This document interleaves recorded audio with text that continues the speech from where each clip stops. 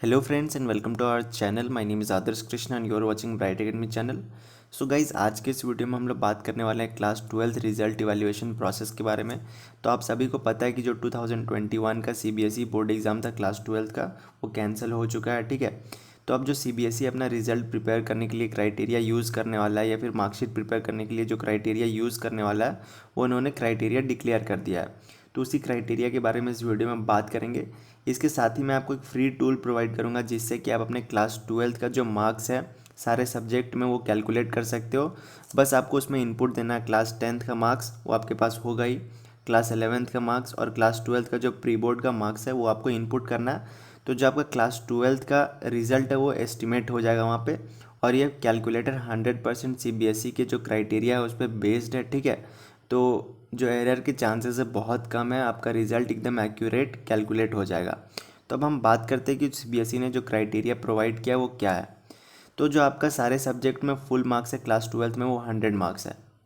अब ये 100 मार्क्स कैसे कैलकुलेट करेगा सीबीएसई ने? तो कोई एग्ज़ाम लिया नहीं है, तो सीबीएसई ने एक तरीका अपनाया कि इसमें जो 100 मार्क्स लेना है आपको, कुछ वेटेज आपका क्लास 10 से लिया जाए, कुछ क्लास 11 से और कुछ क्लास 12 से।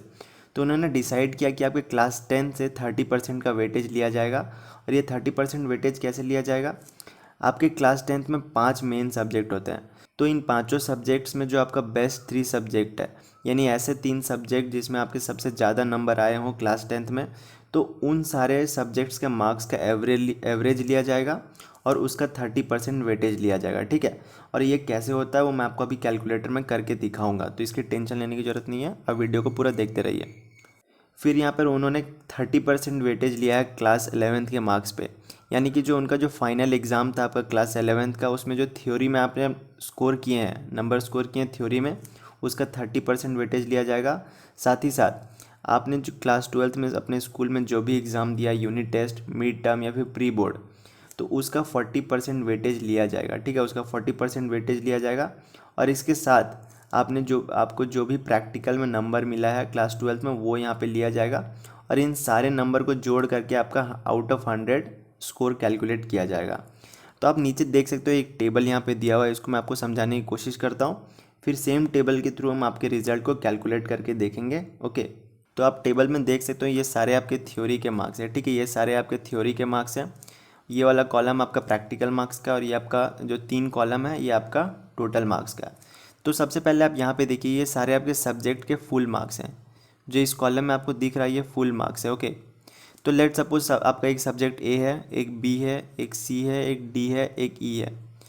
तो इन सारे में आपका क्या है, फुल मार्क्स 80 है, 70 है, सी में 60 है, डी में 50 है और ई में 30 है। ये कॉलम में आपका जो क्लास 10th के मार्क्स पे जो वेटेज लिया गया है, ठीक है, 30% लिया गया है, वो यहाँ पे लिखा गया है। तो क्लास 10th में आपने जो भी स्कोर किया गया हो, उसका बेस्ट 3 सब्जेक्ट का एवरेज लेके उसका 30% वेटेज लिया गया है। तो यहाँ पे आप देख सकते हो वेटेज निकला 24, 21, 18, 15 और 9। ये कैसे कैलकुलेट होता है अभी आप कैलकुलेटर में देखोगे। ओके, फिर आप देख सकते हो आपकी क्लास 11th का फुल मार्क्स सारे सब्जेक्ट का यहाँ लिखा गया है, उसका 30% वेटेज लोगे तो इतना आएगा। क्लास 12th में आपका फुल मार्क्स सेम रहेगा, तो उसका 40% वेटेज लोगे तो इतना आएगा आपका। ठीक है, सारे सब्जेक्ट्स में अलग अलग आएंगे 40% वेटेज आपके, क्योंकि सबके थ्योरी के नंबर अलग अलग है। फिर आप सभी ने प्रैक्टिकल एग्ज़ाम दिया होगा, तो उसके हिसाब से आपको यहाँ पे नंबर बैठाए जाएंगे कि आपको प्रैक्टिकल में कितना नंबर मिला है सारे सब्जेक्ट में। जिस जिस सब्जेक्ट में आपका प्रैक्टिकल एग्ज़ाम होता है उन सब्जेक्ट की बात कर रहा हूँ। ओके, तो इस तरह आपका क्लास 12th का प्रैक्टिकल का मार्क्स मिल गया, क्लास 12th का आपका थ्योरी का मार्क्स मिल गया, क्लास 11th का आपका थ्योरी का मार्क्स मिल गया, क्लास 10th का आपका थ्योरी का मार्क्स मिल गया बाई वेटेज। ओके, तो सारे मार्क्स को यहाँ आपको लिख देना है। क्लास 10th का मार्क्स लिख दीजिए टोटल, क्लास 11th का टोटल और क्लास 12th का। क्लास 12th का कैसे हुआ, थ्योरी प्लस प्रैक्टिकल, यानी 32 प्लस 20 कितना हुआ, 52। सारे सब्जेक्ट में इसी तरह किया गया। तो आप जब इनको सम करोगे तो आप देखोगे टोटल मार्क्स कितना बनता है, 100। आपका सारे सब्जेक्ट्स में टोटल मार्क्स 100 बनता है यहाँ पे। ठीक है, तो अभी आपको बहुत हद तक आइडिया आ गया होगा कि कैसे कैलकुलेट किया जा रहा है। अब हम चलते हैं कैलकुलेटर की तरफ, जहाँ मैं आपको एक रैंडम नंबर मार्क्स लेके दिखाऊंगा कि कैसे वैल्यूज़ कैलकुलेट हो रहे हैं। ओके, तो आप जैसा कि स्क्रीन पे देख सकते हो ये आपका कैलकुलेटर है, जहाँ पे आप अपने मार्क्स को कैलकुलेट कर सकते हो। तो जो आपको ब्राउन रेडिश कलर में आपको जो दिख रहा है वो आपका डाटा कैलकुलेट अगर आएगा उसको आपको चेंज नहीं करना। जो भी डेटाज आपको ब्लैक में दिख रहे हैं यहाँ पे, जो भी डेटाज आपको ब्लैक में दिख रहे हैं वो बस आपको चेंज करना है। उसके हिसाब से आपका ब्राउन रेडिश कलर में जो कैलकुलेटेड डेटा है वो ऑब्टेन हो जाएगा।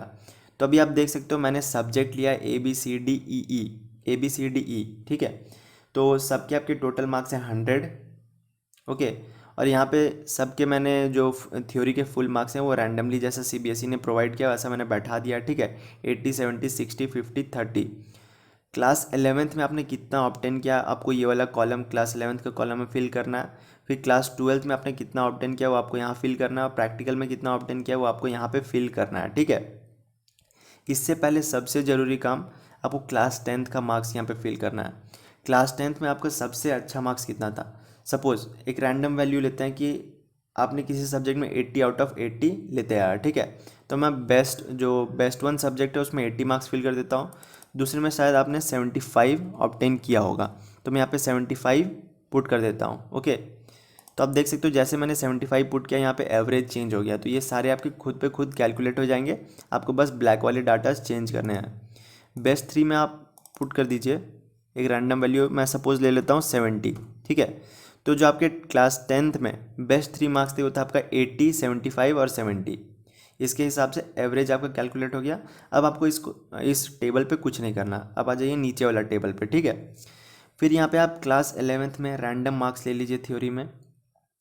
जैसे फुल मार्क्स आपका यहाँ पे शो किया गया, आप ये भी चेंज कर सकते हैं फुल मार्क्स।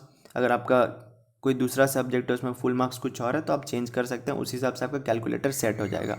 चलिए हम क्लास 11th के रैंडम मार्क्स इनपुट करते हैं। तो सब्जेक्ट ए में ले लेते हैं हम 75, ओके। सब्जेक्ट बी में आउट ऑफ 70 हम ले लेते हैं 60। सपोज़ किसी बच्चे ने इतना ऑब्टेन किया हो और इसमें 60 आउट ऑफ 60 लेते हैं। सी में 50 में ले लेते हैं 45, ओके। ई में ले लेते हैं हम 25, क्लास 11th में ऑब्टेन किया थ्योरी में, ओके। फिर क्लास 12th में हम इसी तरह सिमिलरली कुछ ले लेते हैं, 70 ले लेते हैं इसमें ए में, बी में ले लेते हैं 55। ये आपके क्लास 12th का प्री बोर्ड या फिर यूनिट टेस्ट मिड टर्म जो भी आपने एग्ज़ाम दिया होगा अपने स्कूल में उसके बेसिस पे मार्क्स यहाँ पे बैठाया जाएगा।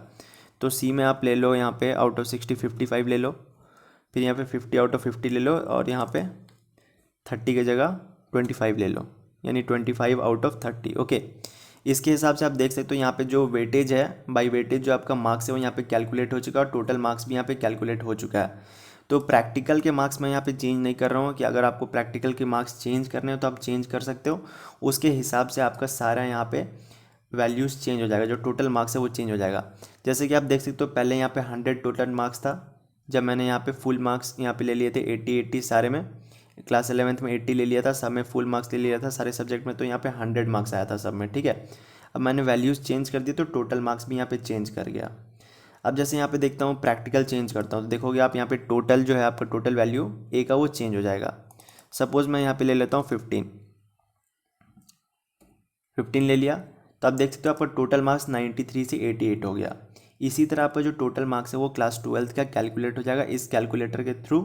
अगर आप इस कैलकुलेटर को डाउनलोड करना चाहते हो तो इसका लिंक डिस्क्रिप्शन में दिया गया है, और आप हमारे टेलीग्राम चैनल को ज्वाइन करके वहाँ से भी इस फाइल को डाउनलोड कर सकते हो, या फिर आप हमारे वेबसाइट पर विजिट करके इस कैलकुलेटर को डाउनलोड कर सकते हो और अपना क्लास 12th का जो मार्क्स है वो एस्टिमेट कर सकते हो, okay. So that's all in this video guys. If you find this video helpful, please like and share this video with your friends, and do subscribe to our channel to get more such updates. Thanks for watching.